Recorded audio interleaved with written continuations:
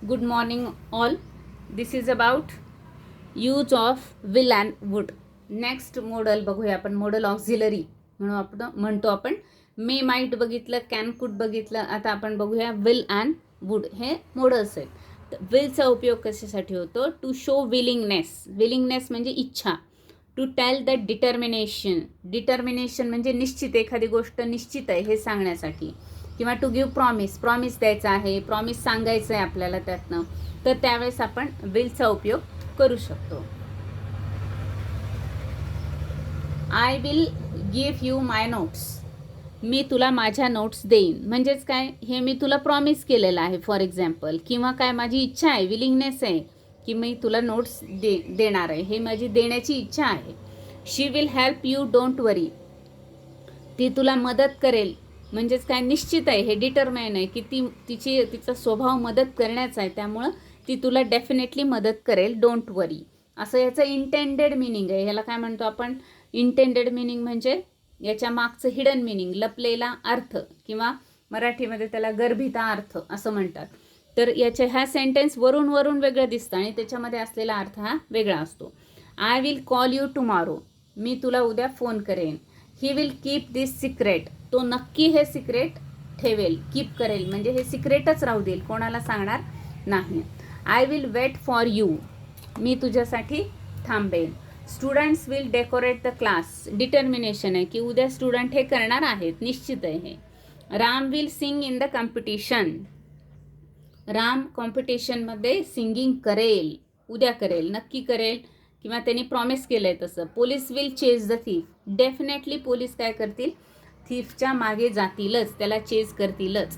म्हणजेच ज्या ठिकाणी विलिंगनेस आहे, इच्छा आहे, एखादी गोष्ट निश्चित सांगायची आहे किंवा एखादं प्रॉमिसेबल थिंग आहे, तर त्यावेळेस आपण विलचा उपयोग करू शकतो.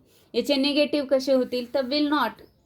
जसं I will not wait for you, मी तुझ्यासाठी काही थांबणार नाही आहे, हे सुद्धा काय झाले? निश्चित गोष्ट झाली. Ram will not sing in the competition. Ram निश्चितपणे उद्याच्या कॉम्पिटिशनमध्ये गाणार नाही. जसं की she will not help you. आता हे डोंट वरी घेता येणार नाही, कारण त्याचा अर्थ वेगळा होईल. He will not keep this secret. त्याच्यावर विश्वास ठेवू नका, कारण की तो हे गोष्ट सिक्रेट ठेवणार नाही. अशा पद्धतीने काही निगेटिव्ह सेंटेन्स पण आपण करू शकतो. निगेटिव्ह सेंटेन्सचा वापर थोडासा आपण बोलताना कमी करतो, त्यामुळे मी इथे जास्त ते लिहिले नाहीत आणि करायचाही नसतो. निगेटिव्ह सेंटेन्सपेक्षा आपण अफर्मेटिव्ह सेंटेन्सचा जास्त उपयोग बोलताना करावा. नेक्स्ट आहे वुड. वुडमध्ये सुद्धा ल सायलेंट, WOULD. वुड, ल नाही म्हणायचं, वुल्ड म्हणायचं नाही, would. For polite request in the present. Request करण्यासाठी, पण कशा? Polite request. ॲक्च्युली रिक्वेस्ट ही पोलाईटच असते, पण इंग्लिशमध्ये असं म्हणलं तर पोलाईट रिक्वेस्ट म्हणजे अधिक नम्रता त्याच्यामध्ये असते, म्हणून polite request in the present.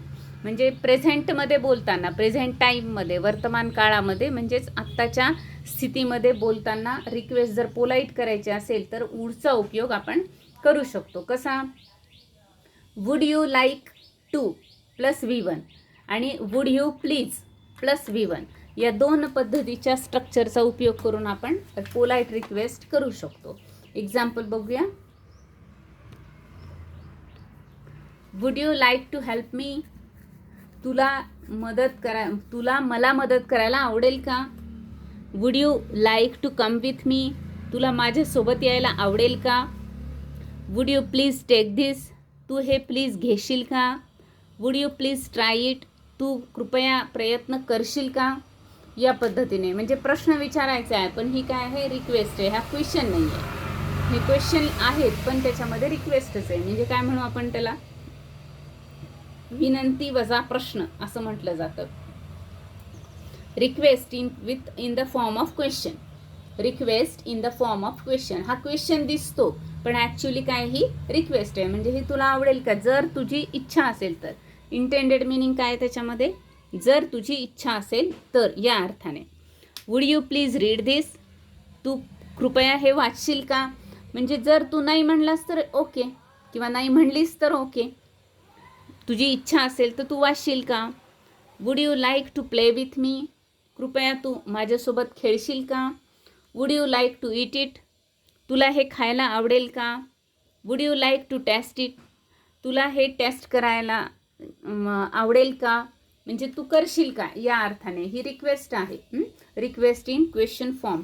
तर वूडचा उपयोग आपण असं करू शकतो प्रेझेंट टाईममध्ये, वर्तमान काळामध्ये आपल्याला जर रिक्वेस्ट करायची असेल क्वेश्चन फॉर्ममध्ये, म्हणजे जर तू हे कर असं म्हणण्याच्या ऐवजी हे तुला करायला आवडेल का, असं जसं स्पीचमध्ये वगैरे बोललं तर I would like to present this, म्हणजे मला हे प्रेझेंट करायला आवडेल, म्हणजे तुमची इच्छा असेल तर बघा या अर्थाने. किंवा I would like to request chief guest to speak, मी म्हणजे मला चीफ गेस्टना रिक्वेस्ट करायला आवडेल की त्यांनी येऊन भाषण करावं किंवा त्यांनी येऊन त्यांचं मनोगत व्यक्त करावं. या पद्धतीने याचे जे स्ट्रक्चर्स आहेत किंवा याचं हे जे फॉर्मॅट आहे हे यूज केलं जातं.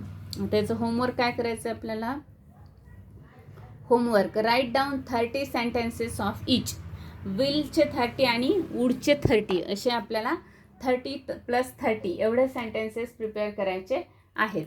त्यानंतर काय करायचं, रीड इट अलाउड, आपल्याला रीडिंग पण करायचं आहे. आणि use them in day to day life or everyday life, याचा उपयोग आपल्याला करायचा आहे. शेवटी आपण हे काय स्पीकिंग कोर्स करतो आहे, तर यामध्ये आपल्याला वेगवेगळे जे सेंटेन्स आहेत त्याचा यूज बघायचा, स्ट्रक्चरचा यूज बघायचा, भाषेचा उपयोग बघायचा आणि तो करायचा आहे. म्हणजे ती भाषा आपल्याला उपयोगात आणायची आहे.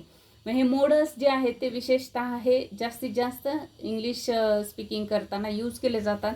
हे एक भाषेचा एक स्टाईल आहे, ही एक प्रकार आहे भाषेचा बोलण्याचा. म्हणजे तू हे कर असं म्हणण्यापेक्षा तुला हे करायला आवडेल का, अशा पद्धतीचे ते एक प्रत्येकाची स्टाईल जशी असते बोलण्याची तशी ही एक भाषा आहे आणि त्याची ही स्टाईल आहे.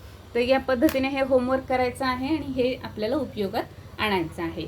नेक्स्ट मॉडेल बघणार आहेत आपण नेक्स्ट व्हिडिओमध्ये. थँक्यू.